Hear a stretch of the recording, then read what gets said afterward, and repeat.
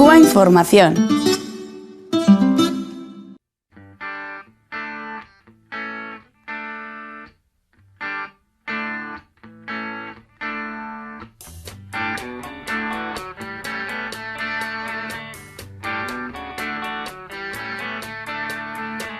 Pedro Luzaro, the Wilshire Hotel. He looks out. Eskerrik asko. Hau dena posible egin duzuenok, lan itzela egin duzue benetan, bihotzarekin, eta baita ere ideologiarekin, zergaitik ez. Muchísimas gracias por haber pensado que tenía algo interesante que aportar en este espacio. Muchísimas gracias por el esfuerzo que habéis hecho, a quienes habéis venido, a quienes estamos compartiendo estos momentos. Aunque a veces nos enfrasquemos en algunas discusiones, que os acordáis de aquella película, ¿no?, de Atrapado en el tiempo, ¿no? Pasan los años, antes bromeábamos, ¿no?, año 2025. Jornadas, algunos no podremos estar mucho más calvos, pero estaremos aquí debatiendo sobre el sujeto político del feminismo, sí, no. Y eso significará que estamos bien, que estamos vivas, que estamos con ganas de seguir adelante. Y eso es algo de...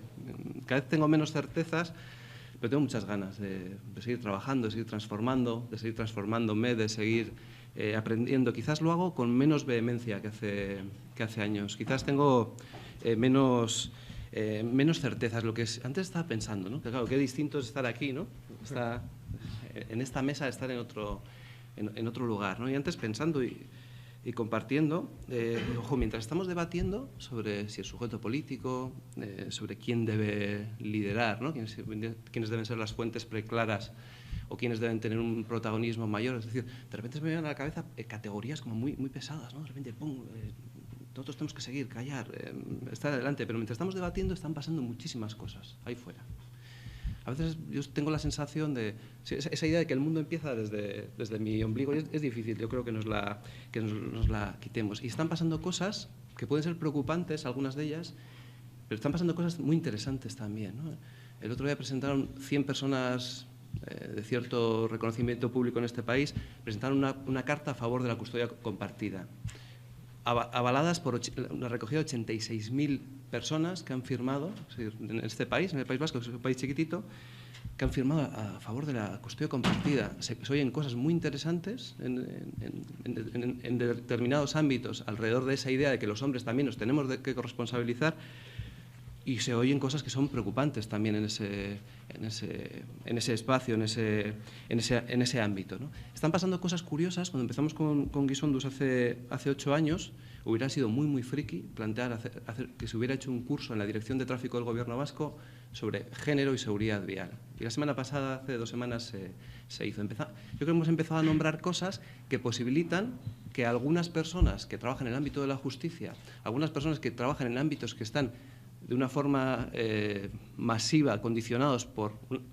las consecuencias del sexismo, es decir, cuando vamos al centro de menores de Ibaiondo y los educadores y las educadoras están ávidas de elementos de análisis, de estrategias de intervención con los chicos y chicas que están internos, se dan cuenta que no hay chicas, porque no hay chicas en Euskadi que cometan delitos de la misma gravedad, de la misma entidad, que tengan la misma dimensión social. Entonces hay un problema de género específico. Y desde Guisondus hemos ido proponiendo algunas ideas, y a mí me congratula ver aquí mucha gente que habéis pasado por formación de Guisondus, y que Guisondus existe gracias al interés que tenéis. Con esto de las identidades líquidas, de las contradicciones, de los sincretismos de género que decía la amiga Marcela, que me entran ganas de hacer, como decía una compañera, no vuelvo a hacer un debate sobre lo que se ha hablado, pero hay algunas emociones que me han movido, ¿no? Y frente a esas emociones que me han movido, a mí me viene con mucha fuerza la palabra diversidad. A mí me cuesta muchísimo hoy en día entender una categoría, los hombres. Me cuesta muchísimo, porque cuando sales a la vida y cuando te levantas tú mismo y te miras al espejo, te vas transformando, no en toda tu biografía personal, sino en un solo día te vas viendo de una manera distinta. Actúas a las 2 de la mañana, estás actuando con mayor justicia porque te has levantado presto a socorrer a tu criatura, y otras veces te estás escaqueando. Eres el mismo ser humano, con muchísimas contradicciones, con muchísimas paradojas, y no sé si todas ellas caben en las categorías que hemos estado debatiendo a la mañana, la complejidad de lo humano, ¿no? Desde la idea de que al final yo lo que quiero es que me cuiden, yo lo que quiero es cuidar, yo lo que quiero es que me traten bien, yo lo que quiero es tratar bien, yo lo que quiero es que me quieran, yo lo que quiero es querer, porque al final es lo que vamos a reflexionar. ¿Qué es el desarrollo humano? O sea, cuando estamos reflexionando sobre el desarrollo humano es aquellas cosas que hacen que la vida merezca la pena ser vivida, una buena vida, una vida feliz, ¿no? Últimamente le estoy dando muchas vueltas a cómo esta complejidad de lo humano es capaz de ver las cosas de una forma pues muy distinta, ¿no? Entonces, muchas veces la realidad nos sorprende, y nos sorprende de una forma a veces tremenda, terrible, y otras veces nos sorprende, aquello que pensábamos que no iba a poder ser, nos sorprende de una forma muy positiva. Por eso, para mí, la perspectiva de género no es solamente consolidar una mirada crítica, que lo esté criticando absolutamente todo y que yo me esté incluso flagelando por mis privilegios y mis poderes, sino entender que a veces, por mi propia estructura biográfica, hay cosas que no veo.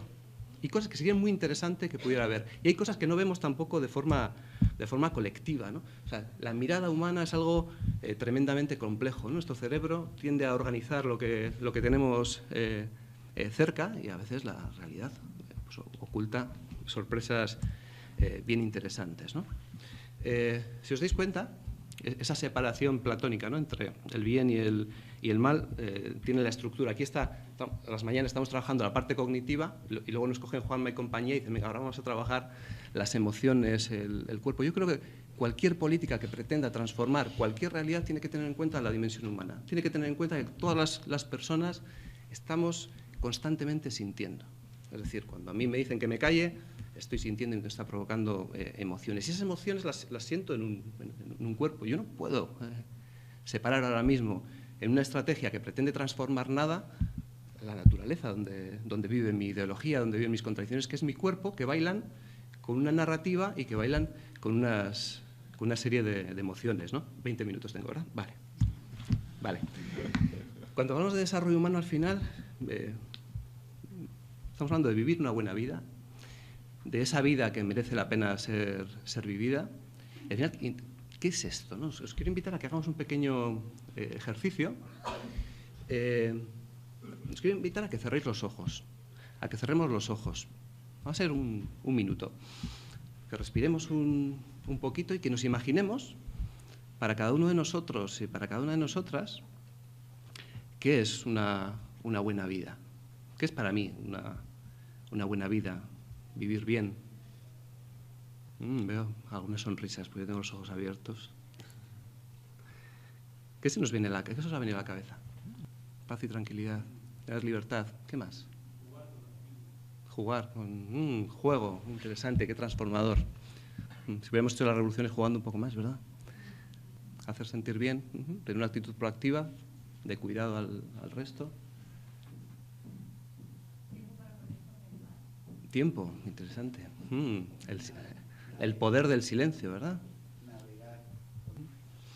Para mí el desarrollo humano tiene que ver con todas estas cosas metidas en un mismo recipiente, hecha una mezcla interesante. Es tener tiempo para hacer aquellas cosas que consideramos que nos hacen bien, ¿no? Que están relacionadas con el trabajo, que están relacionadas con las amigas, con los amigos, con la familia, está relacionada con los cuidados. Para mí una buena vida es la buena vida de Naya y de Alain, de mis criaturas, ¿no? Hace 20 años, si me hubieras preguntado tú qué eres, yo un marxista-leninista revolucionario. Hoy en día soy padre de 2 criaturas lleno de contradicciones, de alegrías, de miedos, de satisfacciones.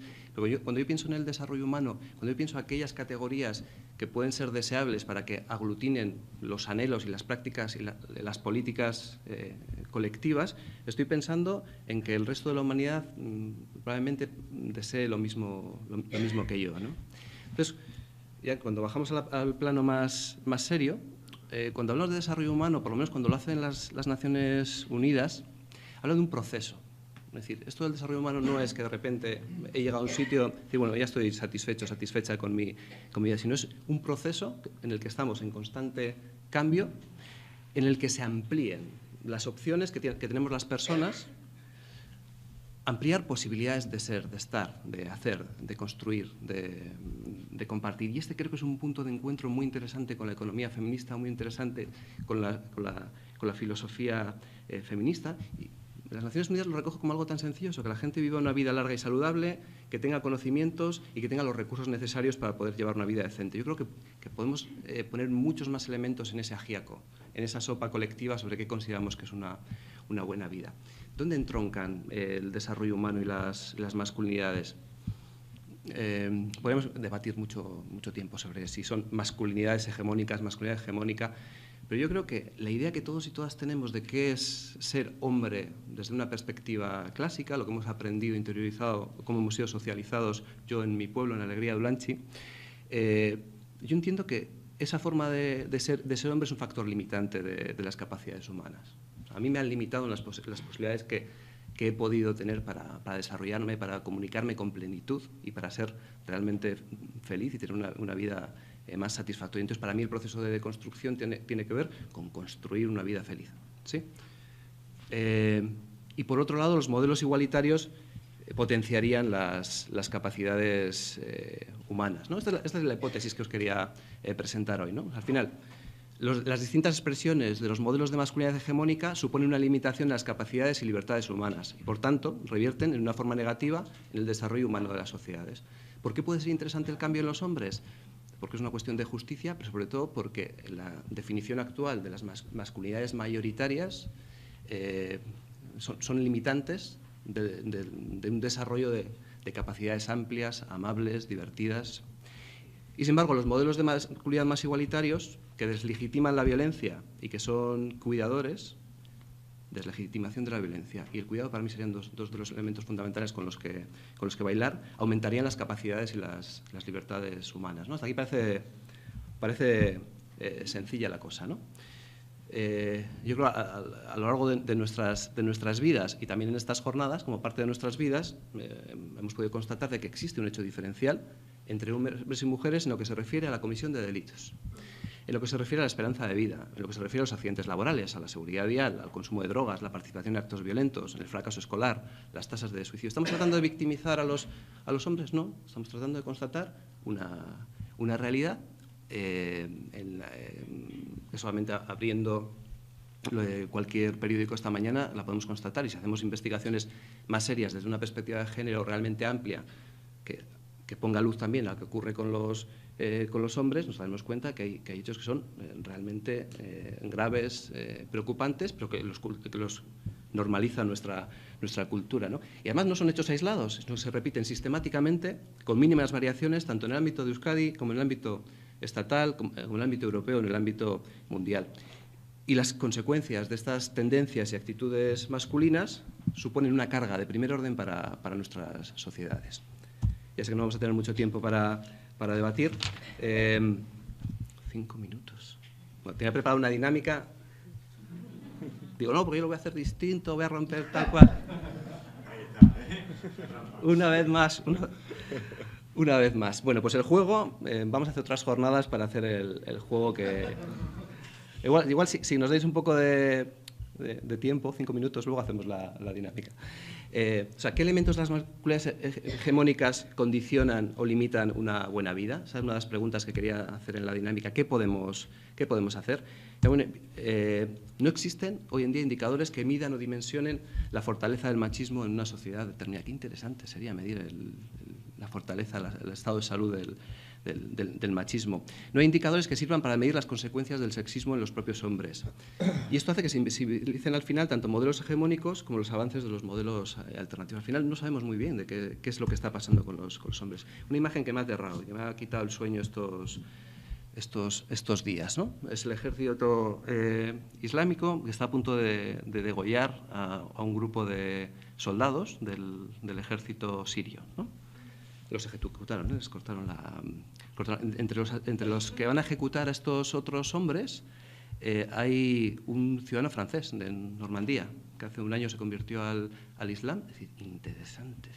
¿Cómo es posible que en un año haya un proceso de transformación donde un hombre, que en teoría había vivido en una sociedad pacífica, igualitaria y donde la legalidad impera, de repente se transforma en una persona capaz de asesinar a otra persona. Y probablemente es porque hay elementos comunes en los procesos de construcción de identidades masculinas concretas, donde la legitimación del uso de la violencia ha estado presente tanto en Francia como en el Estado Islámico, ¿no? Es el caso que hemos conocido, que ha consternado Bilbao, es un hombre asesinado por otro hombre. Parece ser que sigue habiendo una relación muy estrecha entre la legitimación de la violencia y la construcción de las masculinidades. Pero también ya existen, de una forma muy significativa en nuestra sociedad, otros modelos de masculinidad que tienen consecuencias distintas, que provocan satisfacciones distintas y relaciones distintas. Antes señalaba Irantzu cuando hablábamos de la violencia, ¿no?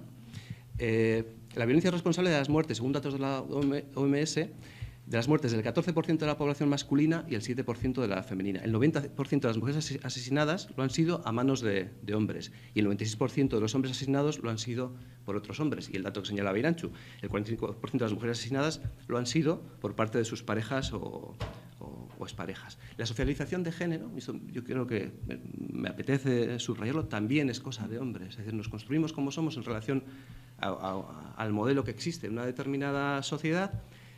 Hay una definición cultural de la masculinidad donde todavía el riesgo, la invulnerabilidad del cuerpo y la legitimación del uso de la violencia siguen teniendo mucha fortaleza. Luego, la masculinidad, las masculinidades, hegemónicas o no, son construcciones humanas que podemos transformar. Esa es la pregunta. ¿Y cómo lo hacemos? ¿Cuáles pueden ser las mejores estrategias, las más amables, sobre todo las más eficaces para conseguir aquello que nos lleve a vivir de una forma mejor? Parece ser que la segregación sexual es uno de los principales limitadores de esas libertades y capacidades humanas, y el sexismo produce problemas específicos de género con consecuencias diferenciadas para hombres y para mujeres, pero son problemas de género que al final sufren los hombres, sufren las mujeres y padece el conjunto de la sociedad. Claro, esto ya se ha hablado a la mañana. Para los hombres la igualdad, ¿qué supone? Pérdida de privilegios, sí o sí. Y cuando eso se mide, de alguna manera, la implicación de los hombres en el cuidado, por ejemplo, supone menores ingresos, menores posibilidades de tener y de tentar el poder. ¿Se gana? No. ¿Hay ventajas de un orden ético, moral, estético, cualitativo? Sí. Puede mejorar la autoestima, el crecimiento personal del que ya hemos hablado, la calidad de las relaciones con otros hombres, con las mujeres. Un elemento coincidente de distintas investigaciones que al final el fiel cumplimiento de la masculinidad hegemónica y no nacer del sexo masculino es un factor de riesgo de primer orden, ¿no? Kaufman plantea el varón como un factor de riesgo hacia las mujeres, los niños, las niñas, hacia otros hombres y hacia uno mismo. Luis Bonino: los hombres están socializados para aguantar el dolor, utilizar el cuerpo como herramienta, tener el control, valerse por sí mismos. Es decir, la definición cultural hegemónica de la masculinidad es profundamente tóxica. Algo que planteaba Gilmore ya hace muchos años, que la masculinidad no es una adquisición que se eterniza una vez ganada, sino que debe reafirmarse continuamente. Y me quiero quedar con algunas conclusiones para cerrar. La necesidad de impulsar políticas de igualdad integradas que eviten políticas paralelas para mujeres y para hombres. Sé que esto es polémico, después de mucho tiempo de darle vueltas a qué puede ser lo más eficaz. Esta es la aportación que yo os hago, ¿no? Que los programas para promover la igualdad dirigidos específicamente a hombres sean acordes con los programas de potenciación y empoderamiento de las mujeres y no vayan en detrimento de su financiación, algo que ha señalado Hilario. Y que en los programas dirigidos a hombres colaboren también, ¿por qué no?, las organizaciones de mujeres. Esto es un dato esta investigación es parte de la tesina del máster de estudios feministas y de géneros que hice hace ya unos años. Entonces, hice una especie de mix entre la economía del desarrollo y tratando de dimensionar de una manera muy general el impacto que tiene o los costes que tiene la masculinidad hegemónica. Estamos hablando de costes a nivel cuantitativo.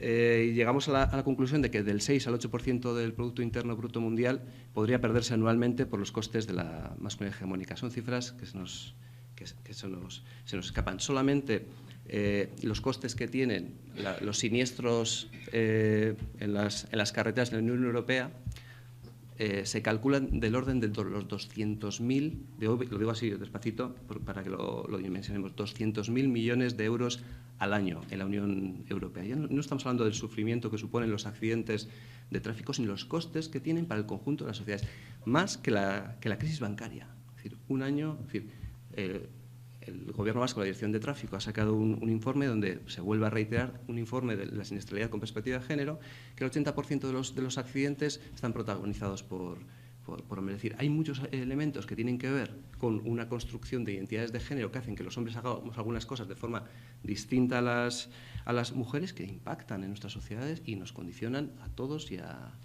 todas. Esto lo quiero dejar para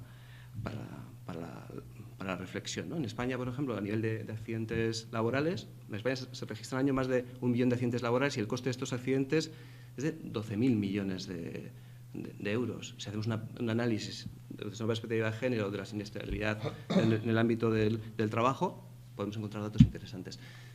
Soy hombre, lo siento, me he socializado así, he querido meter en... Y no me ha cabido, pero yo pensaba, esto de la sobreidentidad, yo pensaba que lo iba a hacer, ¿eh? Lo tenía todo súper claro. 5 minutos, tal cual, luego hacemos la... Es que ricasco.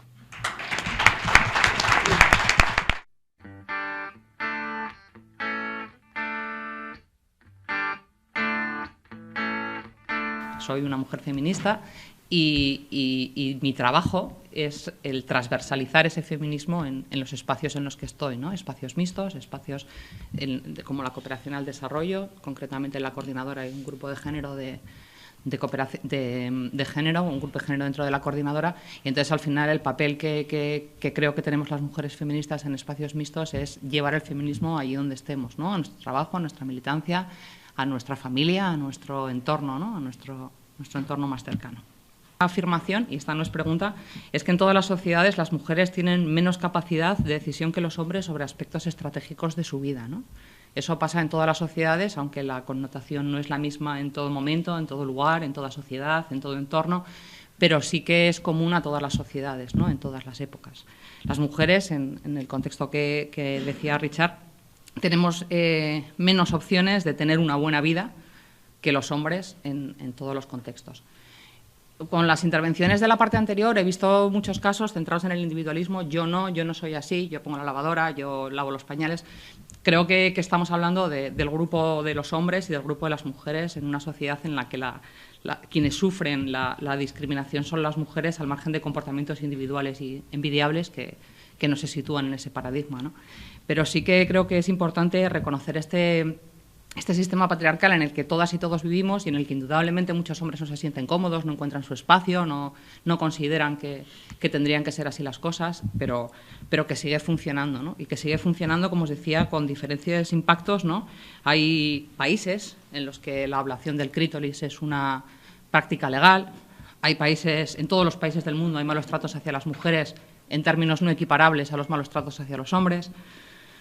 En otros contextos de guerra, de conflicto, hay crímenes que no se visualizan igual que otros, ¿no? Como las violaciones como utilizadas como arma de guerra, ¿no? Entonces, en cada contexto, en cada momento, encontramos distintas percepciones de lo que es ser hombre o mujer, reguladas por ley o no, pero que hacen que esa afirmación de que las mujeres tengamos menos capacidad de decisión sobre aspectos estratégicos de nuestra vida sea común a todas las sociedades, ¿no? Probablemente en nuestra sociedad, actualmente en nuestro entorno, uno de los elementos que sostienen y que mantienen el patriarcado son los micromachismos, ¿no? Los micromachismos que se aludió también ayer, ¿no? Yo tenía una definición aquí que me parecía que recogía bien Luis Bonino. He aprovechado para leer un montón de cosas al preparar esto. Entonces, para este autor decía que los micromachismos son pequeños y casi imperceptibles controles y abusos de poder, cuasi normalizados, que los varones ejecutan permanentemente. Son hábiles artes de dominio, maniobras y estrategias que, sin ser muy notables, restringen y violentan insidiosa y reiteradamente el poder personal, la autonomía y el equilibrio psíquico de las mujeres, atentando además contra la democratización de las relaciones. Dada su invisibilidad, se ejercen generalmente con total impunidad, ¿no? Yo creo que sí podemos compartir que en todas las sociedades los micromachismos están presentes en nuestras propias actitudes individuales, muchas veces de las mujeres también, que también estamos socializadas, también hemos aprendido en un contexto patriarcal en el que nos han dicho cuáles son nuestros roles y nos los hemos tratado de cuestionar y nos los hemos tratado de de trabajar, muchas mujeres y muchos hombres, pero muchas veces seguimos viéndolos en nuestros comportamientos y en nuestras prácticas, ¿no? El uso sexista del lenguaje quizás sea uno bastante generalizado, ¿no? El otro día me contaba, yo tengo un hijo de 4 años, que el otro día me decía que les había dicho el andereño que los niños que se portaran bien iban a ir de excursión. Y su propia reflexión era, pobres niñas, ¿no? Como diciendo, él tiene interiorizado un lenguaje en el que los niños y las niñas no es lo mismo que los niños. Y solamente lleva 2 años en el sistema educativo y ya está perdiendo esa noción, ¿no? Todavía tiene esa reflexión ingenua de pobres niñas, pero seguramente ya la siguiente no hará esa distinción, ¿no? Y entenderá que los niños, cuando el andereño dice los niños, se refiere a los niños y las niñas, ¿no? Y ya no pensará, pobres niñas, que se quedan sin excursión.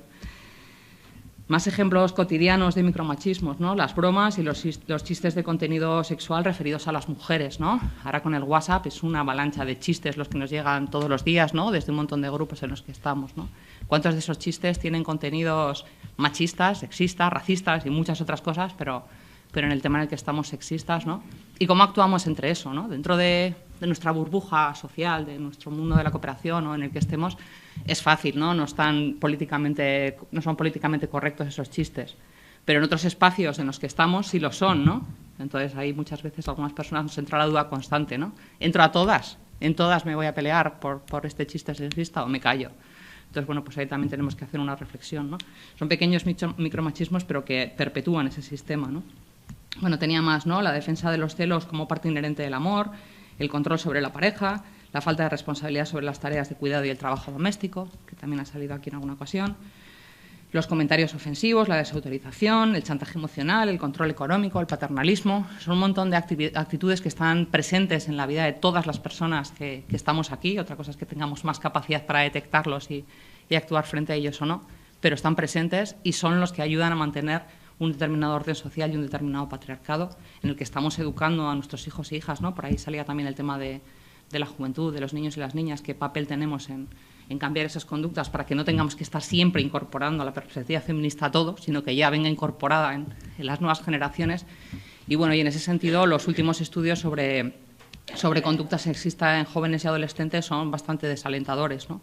Parece que ese espejismo de igualdad que existe en nuestra sociedad hace que no se esté avanzando lo suficiente y que haya incluso un retroceso en algunas actividades y en algunas conductas en adolescentes que parecía que estaban superadas, ¿no? Después me surgía la pregunta, ¿no? La duda de si los hombres son víctimas del patriarcado, ¿no? Que también ha salido aquí en algún momento. ¿Hasta qué punto los hombres también han sido socializados en un esquema en el que les han enseñado qué es ser hombre, qué implica ser hombre y cómo tienen que comportarse los hombres? Y si son víctimas, ¿no? Si son víctimas, y muchas veces ahí el discurso es, ¿no? Nos hemos perdido toda la parte bonita de la paternidad, ¿no? Del cuidado, del disfrute de los hijos y de las hijas, el mayor tiempo, los accidentes de tráfico. Suelen salir ejemplos bastante acotados, ¿no? Suelen ser ejemplos bastante cortos porque yo creo que la situación de privilegio que tienen los hombres es muy evidente y hace que no haya muchos ejemplos de cosas que se han perdido por socializarse en el patriarcado, ¿no? Entonces, partiendo nuevamente de que las situaciones individuales pueden ser diferentes, pero que como hombres, como colectivo, y pese que algunos seguramente nunca hayan encajado en el modelo de masculinidad hegemónica, sí que es cierto que los hombres tienen ventaja en todo, ¿no? En lo económico, en lo laboral, en lo deportivo, en la mayoría, yo me atrevería a decir que en todas las esferas de la vida, ¿no? Incluso en ese rol tan precioso y tan maravilloso que es la maternidad y la paternidad, hay cuidados bonitos y cuidados menos bonitos, ¿no? Entonces también habría que diferenciar los hombres nuevos de las nuevas masculinidades que se entregan a la paternidad con todo su amor y desempeño, si también son capaces de asumir la fiebre, el cambio de pañales, los deberes, el petardeo del niño que está cansado esa tarde, toda esa serie de cosas que van asociadas a la paternidad y a la maternidad, por supuesto, pero que no son la cara más bonita, ¿no? De cuando se acurrucan a tu lado en el sofá a ver una película, ¿no? Que es el momento estupendo, cuando juegan en el parque y les ves disfrutar con todo lo que hacen, ¿no? Sino en esa otra cara, ¿no? Yo veo muchas veces los domingos por la mañana o los fines de semana, por la mañana generalmente, a muchos hombres en el parque con sus niños y sus niñas, ¿no? Jugando. Y dices, qué bien, ¿no? Qué cambio de roles está habiendo aquí, ¿no? Cómo asumen en su tiempo libre al menos, ¿no? En el tiempo de no trabajo, que para la mayoría suele ser los sábados y los domingos por la mañana, cómo están asumiendo nuevos roles, ¿no? Pero muchas veces cuando profundizas, mientras los padres están en el parque cuidando a sus hijos y sus hijas, las madres están limpiando, haciendo la comida, preparando la comida para la semana siguiente, ¿no? O sea, no sé si el cambio de roles es más visible o más aparente que real, ¿no? Otra pregunta que me surgía muy relacionada con esto es si ha habido aportes de los hombres en la lucha contra el patriarcado, ¿no? Más allá de personas individuales que hayan luchado contra el patriarcado en sus propias vidas y con sus propias familias, si el colectivo de los hombres, los grupos de hombres, los hombres han contribuido a la lucha contra el sistema patriarcal, ¿no? En toda la lucha de las mujeres por los derechos, por el derecho al trabajo, por el derecho al trabajo en igualdad de condiciones, por el sufragio, en distintos movimientos y en distinta trayectoria. Ayer se decía que el movimiento feminista es un movimiento social corto. Yo no estoy de acuerdo, a lo mejor autodenominado feminista sí, ¿no? Pero la lucha de las mujeres por conseguir la igualdad no es nueva, ¿no? No es nueva. Quizás es nueva que sea más mayoritaria o que tenga la estructura que conocemos actualmente como un movimiento feminista, pero desde luego yo creo que siempre ha habido mujeres que han luchado por sus derechos, ¿no? Y han luchado por sus derechos desde esa conciencia de ser el 50% de la población que no está incluida en los grandes pactos que otorgan derechos, ¿no? Entonces, aquí traía también una reflexión de Sarah Longe, que también me ha parecido muy interesante, que decía que los hombres preservan su dominio sobre las instancias de toma de decisión para su propio beneficio. Las mujeres hacen la mayor parte del trabajo y ellos cobran la mayor parte de la recompensa. Sería una locura que las mujeres esperaran que los líderes hombres, de pronto, tomaran conciencia del valor de la igualdad de género y les regalaran una porción de esa torta. Las experiencias del pasado aportaron pruebas suficientes de que los hombres no les regalan el poder a las mujeres. Uno de los axiomas de la política de género y de cualquier otro tipo de política es que el poder nunca da, sino que se toma, ¿no? Para conseguir poder, normalmente, a lo largo de toda la historia, se ha demostrado que no hay que esperar a que lo otorguen, sino pelear por conseguirlo, ¿no? Entonces, yo creo que las mujeres siempre han peleado por eso, ¿no? Un ejemplo que me parecía que era como muy claro de esa lucha de las mujeres por los derechos y que además demuestra que el movimiento feminista no es un movimiento corto, sería la lucha por los derechos humanos, ¿no? La primera declaración de derechos humanos fue la declaración de los hombres, la declaración de derechos del hombre y el ciudadano, ¿no? En el contexto de la Revolución Francesa. Que ahí no estaban usando un lenguaje no sexista, un lenguaje sexista, sino que realmente se referían al hombre y al ciudadano. No es que quisieran incluir a todos en esa declaración de derechos, ¿no? Y, de hecho, Olympia de Gaulle fue una mujer que redactó la Carta de Derechos de la Mujer y la Ciudadana y acabó en la guillotina, ¿no? Y muchas de sus compañeras recluidas en centros psiquiátricos y apartadas de la sociedad por ideas subversivas en aquel momento, ¿no? Hubo que esperar hasta la Declaración Universal de los Derechos Humanos de 1948 para que ese famoso artículo, que da tanto juego, diga que los derechos son universales para todas las personas, independientemente de su sexo, edad, ideología, y para que se incluyeran a las mujeres, o por lo menos se les permitiera estar dentro y no les guillotinaran por proponerlo, dentro de esa Declaración Universal de los Derechos Humanos, ¿no? Pero, sin embargo, hubo que esperar 46 años hasta la Conferencia Mundial de Derechos Humanos celebrada en Viena en el año 93 para que se dijera que los derechos universales, los derechos humanos, de las niñas y de las mujeres eran una parte inalienable, inalterable e indisoluble de los derechos humanos, ¿no? ¿Cómo no? O sea, ¿por qué tuvieron que hacer una declaración, una cumbre, para decir que los derechos de las niñas y de las mujeres también eran derechos humanos, ¿no? Cuando ya había una Declaración Universal 46 años antes.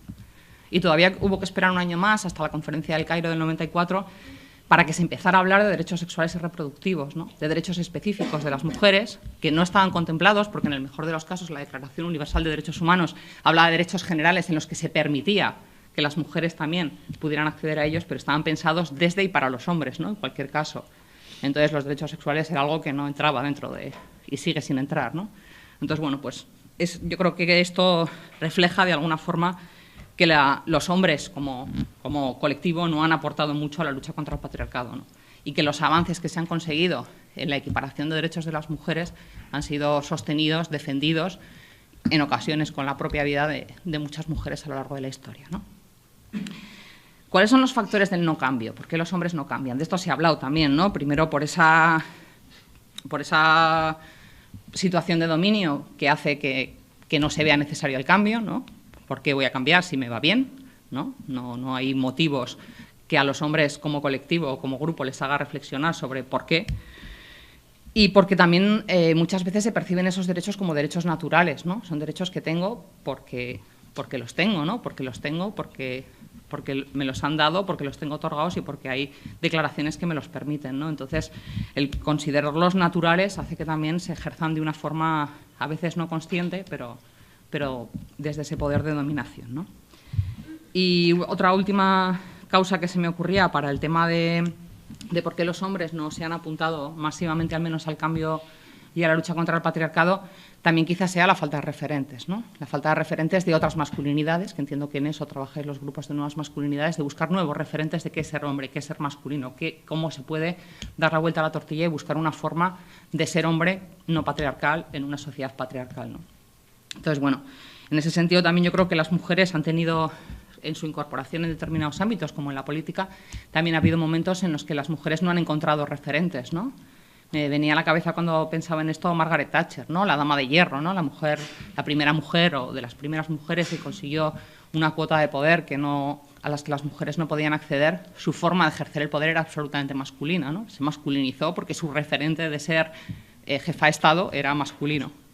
Vale, y voy a dejar de preguntarme si me voy a ir al empoderamiento. La última que quería es la de la incorporación de los hombres al feminismo, ¿no? Que esa me ha estado chirriando ahí durante los 2 días que estamos aquí, ¿no? Yo ayer, cuando Elo hablaba de feminismo y como algunas, o sea, lo decía antes, ¿no? Yo creo que la función de las mujeres feministas, además de militar en el feminismo, es intentar que en nuestros ámbitos de vida también cale el feminismo, ¿no? Entonces, una persona que estaba justo delante de mí cuando estaba diciendo esto Elo, que no sé ni quién es porque solo vi su anotación, escribió que el error del feminismo había sido no incorporar a los hombres, ¿no? Yo creo que Elo no dijo eso, no, yo no quise entender eso de su intervención, ¿no? Pero creo que en ningún caso ha sido un error del feminismo no incorporar a los hombres. Creo que el feminismo es un espacio de mujeres que no añora a los hombres, que no espera a los hombres y sí espera complicidades con los hombres, ¿no? Y sobre todo con los hombres organizados y con los hombres que tienen una vocación no sexista y una vocación de transformación de la sociedad, ¿no? Se podrán dar alianzas estratégicas, alianzas puntuales, pero desde luego no incorporar a los hombres al feminismo, porque yo creo que eso no nos llevaría a ningún sitio, ¿no? Yo creo que el feminismo no necesita a los hombres. Entonces, bueno, pues lo que sí necesita a los hombres es espacios mixtos que buscamos trabajar por la igualdad, por conseguir erradicar el patriarcado, por conseguir que en nuestros ámbitos profesionales, en nuestros ámbitos vitales, se consigan espacios de igualdad, en partidos políticos, en coordinadoras, en espacios mixtos que buscamos conseguir igualdad, desde mujeres feministas, pero espacios mixtos. Ahí sí necesitamos hombres que tengan claro que hay que transformar el papel de los hombres, ¿no? Y también creo que históricamente, cada vez que el feminismo, como movimiento social, como causa, como posicionamiento de vida, se ha acercado a otros movimientos de izquierdas progresistas, han conseguido posponer el feminismo siempre en pro de causas más importantes, ¿no? Entonces, que al final el feminismo tiene que seguir formado por mujeres. Yo no tengo ninguna duda que el sujeto político del feminismo son las mujeres. Y entonces, cuantos más hombres se acerquen, cuantos más hombres lo conozcan, cuantos más hombres nos ayuden a transversalizarlo en otros sectores de la vida, más avances conseguiremos, ¿no? Pero preservando ese espacio para las mujeres, ¿no? Y aquí pensaba yo en el 8 de marzo, ¿no? El 8 de marzo, que es una fecha de reivindicación histórica del feminismo, que sus orígenes están en el incendio de una fábrica en la que se encerraron un grupo de mujeres en reivindicación de sus derechos y que se provocó un incendio intencionado en el que murieron esas mujeres, con ese origen tan duro, con una lucha tan clara que se concentraba en un día. Al final, hace 2 años, me parece, viene el Corte Inglés, el regala algo a una mujer porque es 8 de marzo, ¿no? Hemos conseguido desvirtuar, ¿no? Las instituciones incluso se han apropiado del 8 de marzo, ¿no? Entonces, la experiencia del movimiento feminista al aliarse con otros espacios mixtos, yo creo que siempre ha sido negativa y que no podemos permitirnoslo, ¿no? Y bueno, me voy a saltar un poco esto para llegar a la parte del empoderamiento, que es lo que me habían pedido que contara. Y entonces, bueno, pues yo el empoderamiento tampoco me voy a enredar con definiciones teóricas, ¿no? Pero al final el empoderamiento, lo que está claro es que es un proceso que empieza en lo individual. Voy a hablar del empoderamiento de las mujeres, lógicamente. El empoderamiento de las mujeres es un proceso individual que supone el tomar conciencia de las discriminaciones que operan en tu vida, en tomar decisiones para combatir esas discriminaciones, para pasar a lo colectivo y para tomar acciones en las que se tome el control sobre la situación en un nivel más colectivo, ¿no? Entonces, al final, son decisiones sobre vidas propias que acaban repercutiendo a través de un proceso en decisiones sobre sociedades en las que vivimos hombres y mujeres, ¿no? No me voy a enredar más con el concepto porque no tengo tiempo, pero me imagino que la mayoría sabéis lo que es el empoderamiento y quiero resaltar su carácter de proceso, ¿no? El marco para el avance en ese proceso de empoderamiento de las mujeres, pues hay muchos marcos, ¿no? Me venía revisando así cosas, veía este documento de Naciones Unidas, de ONU Mujeres concretamente, de UNIFEM, que dice que los principios para el empoderamiento de las mujeres, ¿no? La igualdad es un buen negocio, ¿no? Es un lenguaje como muy de Naciones Unidas, ¿no? Promover la igualdad de género desde la dirección al más alto nivel, ¿no? Es un marco, ¿no? Es un marco muy alto, el de Naciones Unidas, que establece principios y que busca cómo generar un marco que propicie el empoderamiento de las mujeres, ¿no? Y en ese marco técnico, o en ese nivel técnico, estarían, desde mi punto de vista, todos los planes de igualdad, todos los institutos de la mujer, todas las instituciones que buscan fomentar el empoderamiento de las mujeres, ¿no? Luego estaría también el ámbito más personal, ¿no? El cómo trabajamos, el cómo nos planteamos, qué creencias tenemos, qué hacemos ante los micromachismos que en nuestra vida operan continuamente, cómo reflexionamos sobre ellos, cómo los atajamos, ¿no?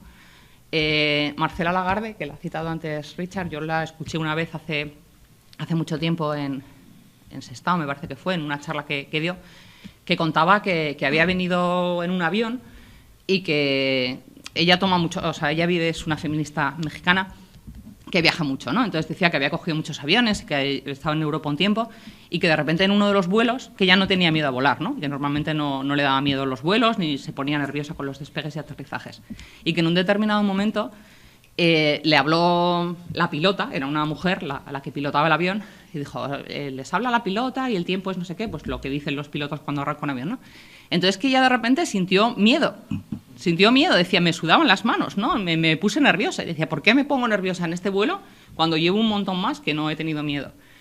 Y se estuvo fustigando a la mujer todo el viaje de por qué le había pasado cuando había oído que era una pilota en vez de un piloto. Y se dio cuenta que era eso, ¿no? Que la única explicación posible por qué ese vuelo le diera miedo es que era una pilota, ¿no?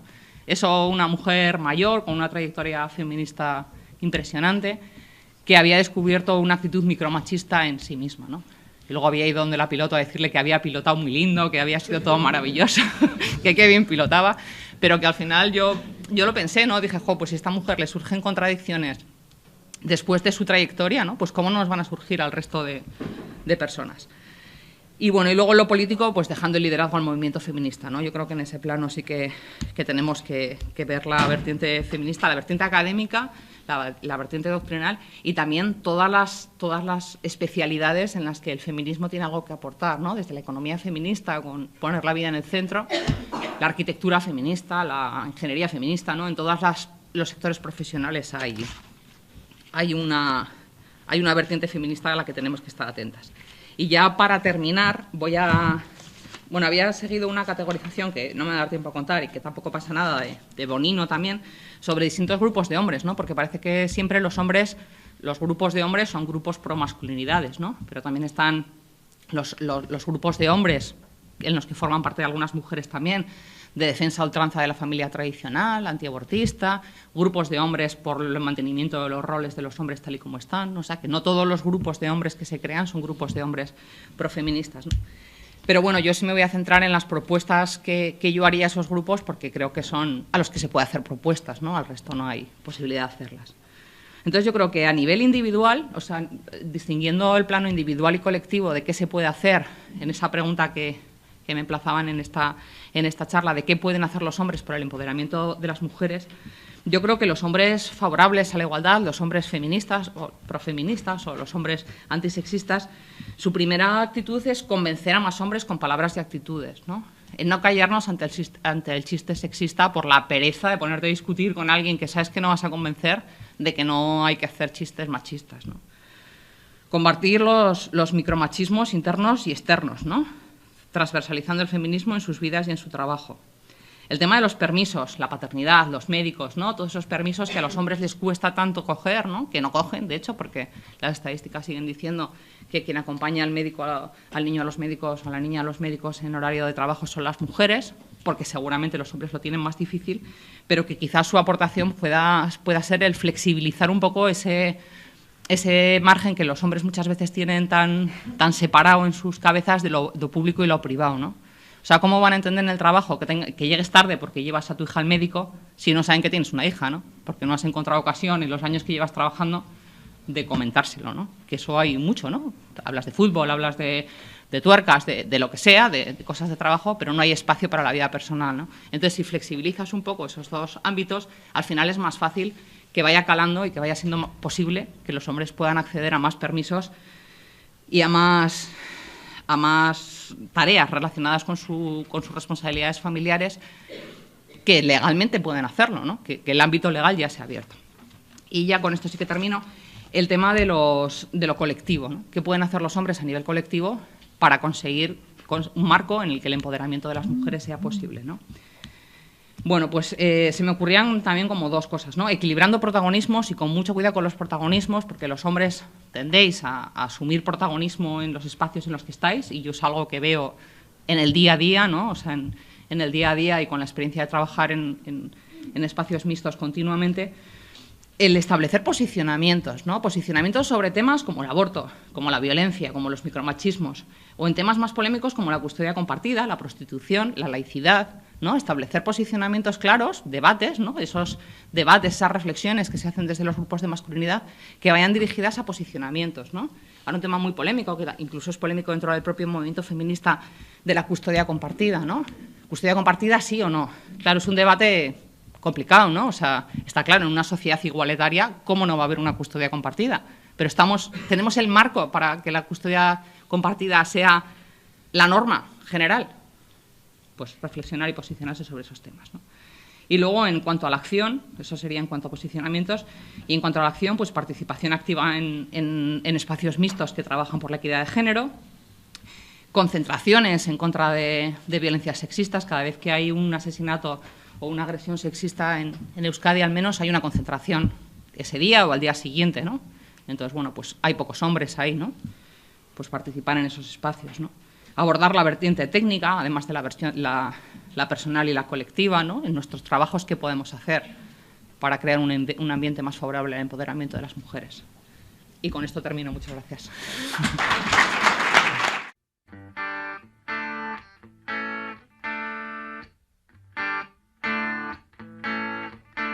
Estamos aprendiendo y la idea también es ir compartiendo un poquito de lo que hacemos allá. Antes quiero hablar de realidades, de esto que vamos viendo y que va ocurriendo. El día de ayer en nuestro país, en México, hubo una manifestación muy grande, de esas que pocas veces se suele ver. Hay un caso ahora de estudiantes desaparecidos, de estudiantes maestros desaparecidos, fueron 43, más otros cuantos que han matado. Fue una concentración multitudinaria, ¿no? A la cual, claro, desde acá habrá que hablarlo, visibilizarlo, pero también hay que hablar, y un poquito como lo decía Irancho hace un rato, hay feminicidios y desapariciones, no de 43, de 100, de 200 mujeres, y no ha habido un movimiento de tal magnitud en nuestro país, ¿no? Y desde ahí me hago cargo también de lo que nos toca, ¿no? En estos 2 últimos años ha sido de verdad, una situación muy alarmante. Lo que más se conoce y conocen ustedes tal vez sea Juárez, pero eso es lo mínimo también, ¿no? El actual presidente que tenemos, del lugar donde él viene, es el nivel más alto de feminicidios que existen. Las compañeras feministas de los institutos de las mujeres han promovido algo que se llama alerta de género en ese lugar en específico. Obviamente, no ha pasado nada, ¿no? El nivel de violencia que se vive feminicida es muy alto, y también el nivel de violencia contra las mujeres, que no llega al feminicidio, pero que destruye, es muy alto. Violencia emocional, violencia psicológica. Al menos en nuestros datos que tenemos de los hombres que atendemos y lo que ellos van reportando, violencia física, al menos reportada, es un 2%, es decir, el 8% son violencias emocionales, psicológicas, de los hombres que llegan con nosotros. Es importante decir esto porque cuando hablamos de violencia contra las mujeres, de pareja, al menos en mi país, se piensa que es violencia física. Y entonces cuando decimos en foros como este, si hay hombres que se consideran violentos, pues nadie levanta la mano, ¿no? Porque dicen yo no pego, ¿no? Yo nunca la he tocado.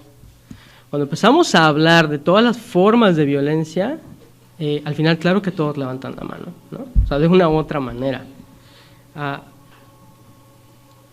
Hemos ejercido algún nivel de violencia.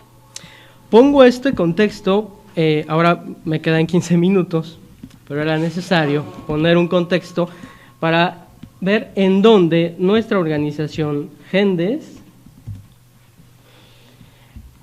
en dónde estamos metidos, ¿no? ¿Cuál es el trabajo que estamos desarrollando? Y vas a ver que aunque parece mucho, y es mucho, y el cansancio también lo va demostrando, es casi nada comparado con el nivel de cosas pendientes y cosas que hay que hacer allá, ¿no? Entonces, te voy a ir contando un poco de lo que hacemos Gendes en la organización la cual ahora represento en este lugar, y a la par trataré de ir dando un contexto de lo que pasa en México y ha pasado en los grupos de atención a hombres. Ahora que tenemos allá a David Pinilla, hemos hablado un poco de los grupos de acá y los grupos de allá, ¿no? De hecho, su tesis doctoral es eso, ¿no? Es una comparación de los grupos. Tengo un poco de idea, porque he compartido con él lo que pasa acá. Y cuando él ve lo que hacemos allá, que básicamente el 80% de los grupos que trabajan con hombres es violencia como tal masculina, él mismo decía, bueno, nosotros no enfocamos tanto el tema de violencia, ¿no? Abrimos a otras temáticas y acá es como algo fundamental. Bueno, te voy a ir contando un poquito cómo ha sido esto, y me quiero centrar al final en algo que hemos observado en los mismos compañeros de Gendes, pero también en otros compañeros, algo que nos sucede a quienes trabajamos con otros hombres, donde creemos que también hay un reto ahí enorme y que es una tarea pendiente que tenemos. Entonces, Gendes surge en el 2003, más o menos en esas fechas, una organización muy conocida en nuestro país que se llamó CORIAC, desaparecía. Y desaparecía porque los integrantes de esa organización, y bueno, ahora que me están grabando y si lo subimos después lo verán, pero bueno, todo el mundo lo sabe, se separan precisamente pues por competir, ¿no? Por cuestión económica, quién tiene más dinero, en qué área, y por la parte pues sí de egos, o sea, quién es más visto, quién es menos violento, a quién le va mejor en el tema de paternidades y a quién no, etcétera. Termina esa organización. La mirada de las compañeras era, después de tantos años, CORIAC termina por ese tema, pues sí, ¿no? Pinches hombres no cambian y no van a cambiar, ¿no? Y de verdad es legítimo, ¿no? O sea, es como decir, sí es cierto, ¿no? Surge Gendes entonces como decir, a ver, los tres que iniciamos esto fue, ¿podemos? O sea, ¿de verdad podemos entre hombres colaborar, tener ingreso, estar frente a espacios y cómo hacerle entre hombres para empezar, ¿no? Y después ¿se puede hacer trabajo con hombres a nivel comunitario o no en México? ¿No? Empezó como un experimento y sigue siendo un experimento, no quiere decir que ya llegamos, ¿no? Llevamos más o menos como 10 años, a lo mejor 9 años haciendo actividades. Así empezamos en ese contexto. Puedes ver ahí una imagen en donde hay hombres y mujeres que estamos trabajando de distintas formaciones y profesiones. ¿Qué hacemos? Te cuento muy rápido lo que hacemos. Hay todo un programa de investigación y de sistematización. Todos los procesos, la idea es ir sistematizando y ver cuáles son los huecos, cuáles son las deficiencias que hay y tener documentos que vayan de alguna manera avalando el trabajo junto con compañeras académicas y compañeros que van fortaleciendo procesos de investigación. Todo esto está en la página electrónica que al final puedes ver y puedes acceder a todo el material que es gratuito para que lo tengas. Tenemos procesos de formación y sensibilización en el tema de género y masculinidades. Aquí, a partir del 2006, tenemos una ley en México que es la Ley de Igualdad entre Hombres y Mujeres. En el 2007 está la Ley General de Acceso a las Mujeres a una Vida Libre de Violencia. Estas dos leyes han impulsado muy tarde, ¿no? En el 2012, en toda la iniciativa de gobierno, ¿no? En todas las instancias de gobierno, promover la transversalidad de la perspectiva de género. 2013 y 2014 nos ha tocado acompañar estos procesos en todas las áreas de gobierno con el tema de masculinidades, ¿no? Las compañeras nos han pedido que entremos y trabajemos esto de trabajar con hombres, porque ellas mismas nos dicen, cuando yo como mujer me paro y hablo con los compañeros de masculinidades, me hacen a un lado, etcétera, ¿no? Y uno dice que mal, ¿no? Que también un hombre tenga que venir a estos espacios y no te den a ti, pues, como tal, el reconocimiento también, ¿no? Ahí hemos estado como estos procesos de formación y de sensibilización en estos lugares. Nos ha tocado, pues sí, estar con todo el ámbito de gobierno. A veces lo más complicado que hemos visto es el sector salud, ¿no? O sea, con esta idea de que el médico es casi Dios, ¿no? Y no le vas a cuestionar, y con los jueces y juezas, ¿no? Con esta investidura que tienen, es como lo más complicado. Pensábamos que iba a ser con los militares y la policía, y no. Creo que es el público o ha sido como más fácil de trabajar en estas temáticas. Otra acción, modelo de atención a hombres que ejercen violencia. No va a tener mucho aquí. A propósito, para ver si el siguiente encuentro podemos dar un taller de ese modelo específicamente. Nada más decirte que tenemos una red al día de hoy internacional en otros países y en muchas ciudades del país, en donde hay un modelo de atención que buscamos que no sea sana-sana, al menos es la intención, ¿no? Y desde ahí ir desactivando, decimos nosotros, mandatos machistas, y mostrando o dejando de que hombres ejerzan formas de violencia. Hay un libro que se llama Violencia masculina en el hogar, de un autor que se llama Antonio Ramírez, que ahí tiene toda la parte teórica de este modelo, por si te interesa, ir conociendo un poco más. Siguiente, incidencia en política pública. Formamos parte de muchas redes, grupos, sí, de compañeras feministas que han impulsado muchas luchas, que han abierto el espacio para que podamos estar ahí, y vaya, estamos también con mucho respeto y mucho cuidado, también estando ahí en este trabajo con las compañeras y apoyando en lo que podamos y se pueda hacer desde ahí. Por último, proyectos comunitarios. Complicado a veces llegar a estos espacios, a estas comunidades.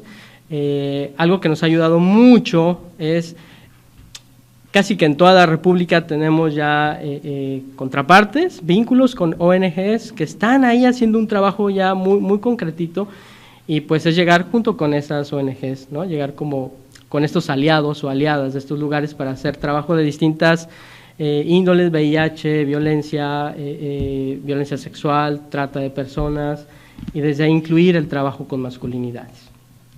Específicamente, trabajo con hombres, tenemos esto que te decía, un modelo de atención ves ahí que dice CESEBIM.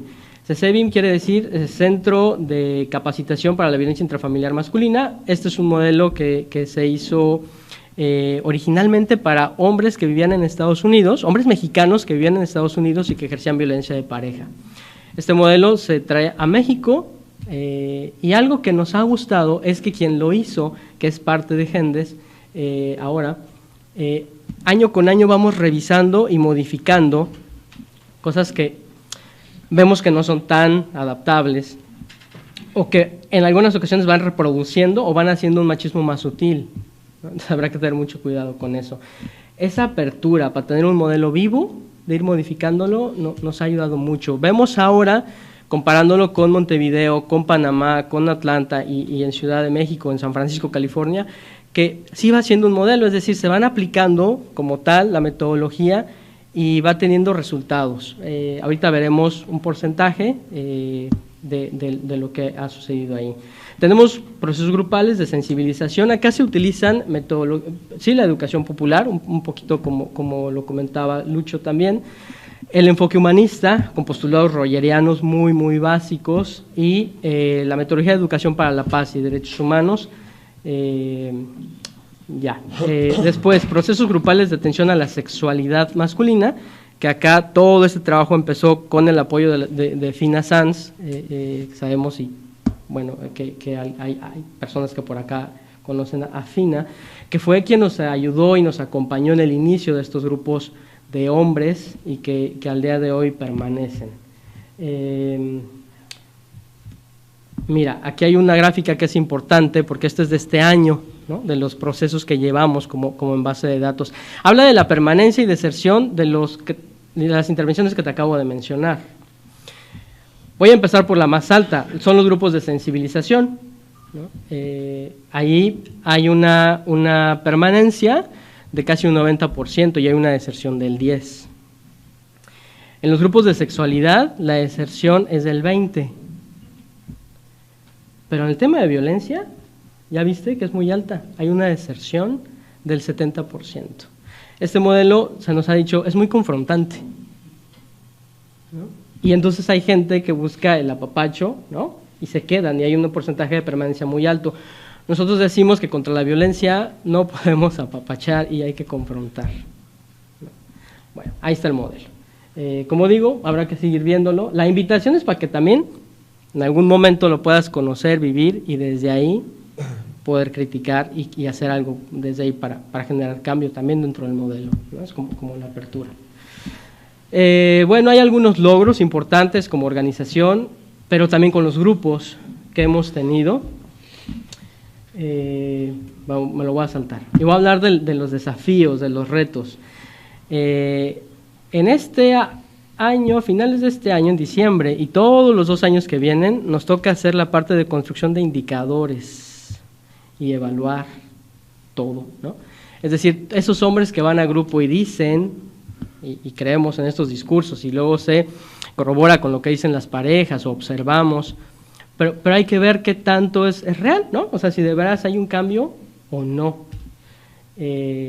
Habrá que medir dentro de las capacitaciones y sensibilizaciones, habrá que hacer medición en los grupos de sexualidad, etcétera, ¿no? Es como toda una parte importante. Mantener el trabajo en incidencia en política pública, y más ahora con este reto que tenemos tan grande, con ese gobierno que llega, pero así aplastante, como en el pasado, y con un poder impresionante, ¿no? Y además es muy psicótico porque te da una cara de una apertura de bienvenida a las mujeres y el feminismo y la transversalidad de género, y por detrás, ¿no? un poder muy fuerte. Entonces es como de los grandes desafíos. Un desafío todavía más grande es el interno, es nosotros mismos quienes estamos al frente. Llegó un momento en que hace como 2 años de verdad nos iba tan bien, ¿no? Y hay una ceguera de no ver estos privilegios, ¿no? Decir, salgo del grupo y, bueno, me siento como, ¿no? Alto y elevado y estoy chaparrito, ¿no? Pero bueno, era como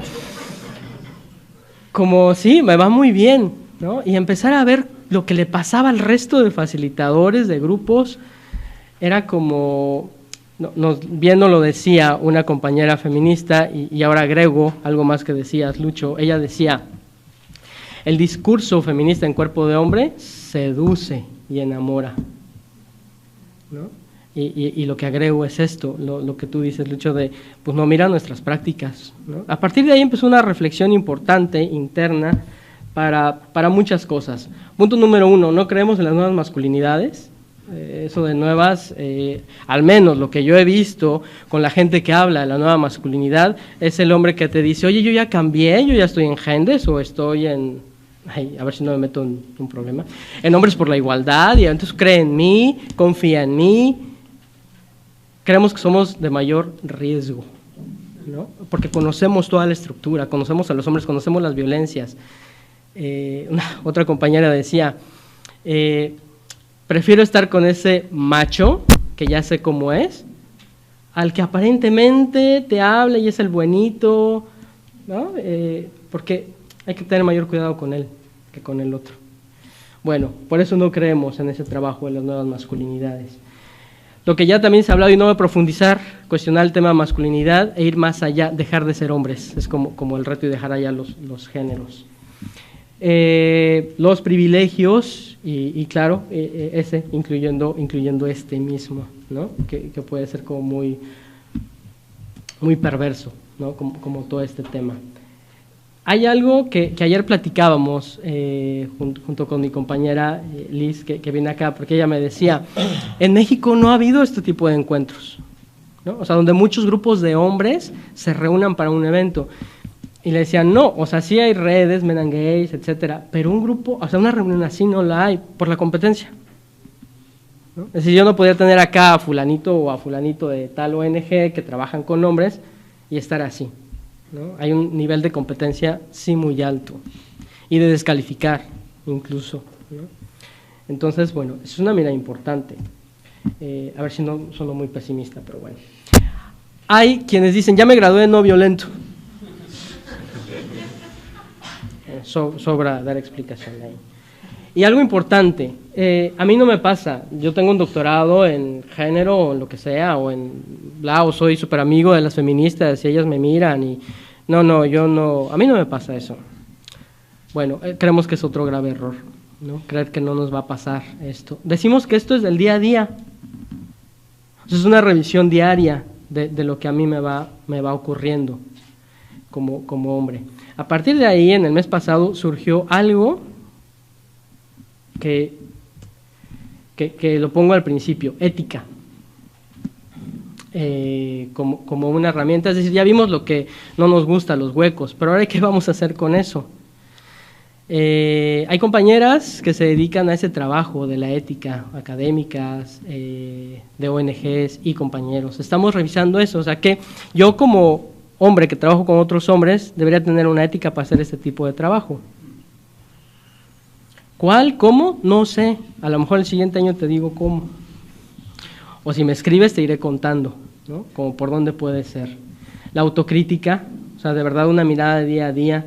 Las miradas feministas, y no solo de las compañeras que trabajan en ONGs o academia, sino las compañeras de vida, ¿no? Es como muy importante tener esa mirada.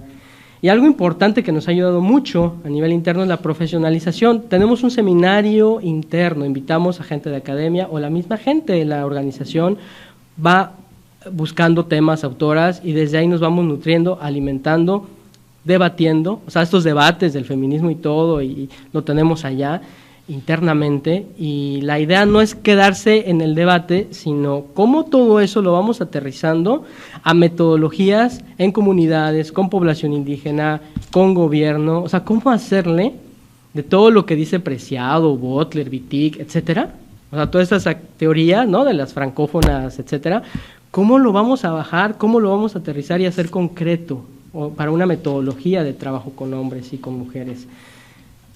Ese es el reto. Es grande, pero ahí estamos, ¿no? Estamos avanzando, estamos caminando, y bueno, qué bueno que acá hay más gente que está trabajando en eso, en la misma línea. De verdad me da mucho gusto saber que al menos lo que he escuchado, ¿no?, compañeros tanto en Bolivia como en Argentina que traen la misma idea, está bonito, está interesante saber eso, que hay gente que va pensando igual, ¿no? Cuestionando y haciendo acciones por ahí. Entonces, pues no me siento tan solo, ¿no? No nos sentamos tan solos. Y entonces a los compañeros de acá, pues un gusto haberles conocido y ojalá sea la primera de muchas encontrándonos y compartiendo. Muchas gracias.